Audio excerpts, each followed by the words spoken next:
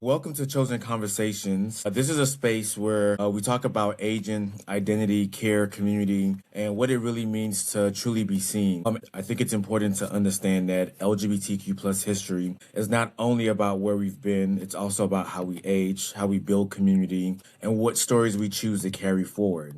Today, I'm joined by Jerry Fernandez, whose life journey has included caregiving, public service, chosen family, advocacy, and also navigating what it means to grow older as a gay man in America. So, Jerry, to begin with, I want to welcome you in being my first guest on this podcast and looking forward to a number of other opportunities where we'll be able to sit and have these conversations. Grew up in South Texas, which was very conservative, in a Catholic family. We weren't really that religious, but still society around us was kind of, the social norms were to repress or to talk down or look badly upon, gay people. I think most through high school, I was caregiving for my grandmother. So I was living in her house and taking care of her. And then as I graduated high school, I went off to college, which was about 45 minutes away. And my first semester in college, I was commuting back and forth on the weekends to caregive for my grandmother over the weekends. And I had a single mom, so she was very supportive in terms of,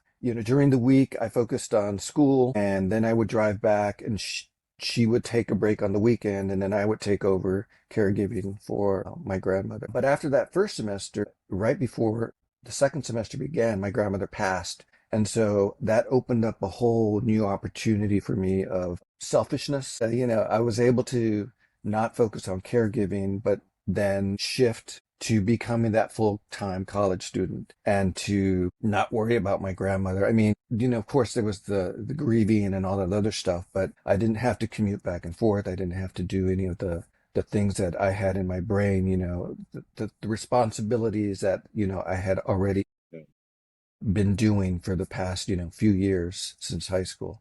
So I think that really lifted a big weight off of my shoulder. And so when I went back to college, I started to, do the normal college things, drinking and going to party. Hey, I'm gay. I built it up to this big, huge thing. I was like, hey, Mom, I really got to talk to you before you moved to DC. And then survival. I think one of the biggest ones is we think survival sometimes can be negative, but it, I think, helped to shape who I became and what I did as I started evolving as a gay man in society in the United States.